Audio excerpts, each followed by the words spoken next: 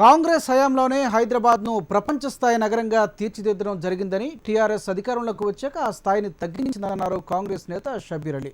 చంద్రబాబు, కేసీఆర్ ఇద్దరు match fixing చేసుకుంటున్నారని విమర్శించిన షబ్బీర్, విచిత్రమైన రాజకీయాలకు కేసీఆర్ తెరదీశారని ఫైర్ అయ్యారు.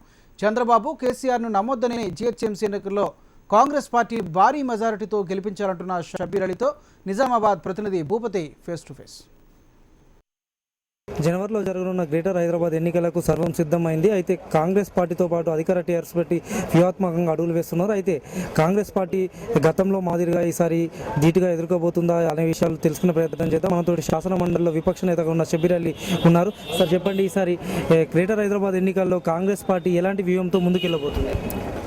కాంగ్రెస్ పార్టీ 2004 నుంచి 2014 వరకు 10 సంవత్సరాల్లో 1,00,000 కోటి రూపాయలతో హైదరాబాద్ను డెవలప్ చేసి హైదరాబాద్కు ప్రపంచ మ్యాప్లో మస్ట్ సిటీ అంటే కంపల్సరీ చూడాలని సిటీస్లో దానికి నంబర్ తెచ్చి 20వ నంబర్ మొత్తం ప్రపంచంలో ఉన్న సిటీస్లో 20వ నంబర్కి తీసేసినాం.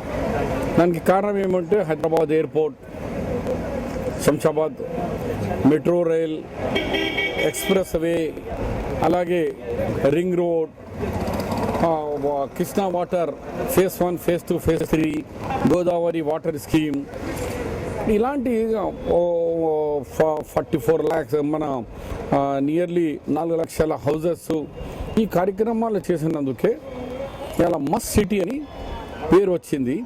కానీ దురదృష్టంగా వచ్చినప్పుడు యూనిసెఫ్ ఇప్పుడు హైదరాబాద్ పేరు తీసేసినారు. టీఆర్ఎస్ ప్రభుత్వం వచ్చిన తర్వాత డెవలప్ అయ్యే బదులు ₹1 ఇప్పుడు వరకు ఇవ్వలేదు. ఉన్నదానికి డబ్బులు దాంట్లో తగ్గిస్తే డెవలప్మెంట్ కాకుంటే మన మస్ట్ సిటీది యూనిసెఫ్ మన హైదరాబాద్కు ఆ మ్యాప్లోకి వెళ్ళి తొలగించేస్తారు. ఏమంటారంటే గవర్నమెంట్ ఆఫ్ ఇండియా పంపలేదని రాష్ట్ర ప్రభుత్వం కేంద్రం ఒక్కరు నిందిస్తున్నారు. కానీ మాకు హక్కు ఉంది ఓట్లు అడిగేది. మేము అభివృద్ధి చేసినాం, మాకు మున్సిపాలిటీకి మేయర్గా చేయండి, మేము ఇంకా అభివృద్ధి చేస్తాం. డివిజన్ల వరకు ఇప్పటికే టీఆర్ఎస్ పార్టీ మంత్రులను, ఎమ్మెల్యేలను ఇన్ఛార్జిగా నిర్మిస్తుంది. అదేవిధంగా కాంగ్రెస్ పార్టీకి చెందిన నేతలను కూడా టీఆర్ఎస్ పార్టీలోకి తీసుకెళ్లేందుకు ప్రయత్నాలు చేస్తున్నాయి. దీంట్లో కాంగ్రెస్ పార్టీ ఏ విధంగా స్పందిస్తుంది? నేను ఒక 27 సంవత్సరాల నుంచి యాక్టివ్ రాజకీయంలో ఉన్నాను. 27 సంవత్సరాల కింద మంత్రిగా చేశాను 89 నుంచి. మేము టీడీపీ వాళ్ళని గుంజుకోలేదు, టీడీపీ కాంగ్రెస్ను ఖండ వేసుకుంటే పార్టీకి రాజీనామా చేసి వచ్చి మళ్ళా ఆ పార్టీలో జాయిన్ అయినారు. ఇది విచిత్రమైన రాజకీయం భారతదేశానికి నేర్పిస్తున్నాడు మన కేసీఆర్ గారు. ఇతర పార్టీ నుంచి గెలిచిన వాళ్ళకు ఖండవ వేయాలా, పార్టీలో గెలుచుకోవాలా. ఇప్పుడు తలసాని శ్రీనివాస్ యాదవ్ టీడీపీ ఎమ్మెల్యే, మంత్రి టీఆర్ఎస్కు. అలాంటి మా వాళ్ళకు కూడా ఏం జాదూ చేస్తున్నాడో తెలియదు.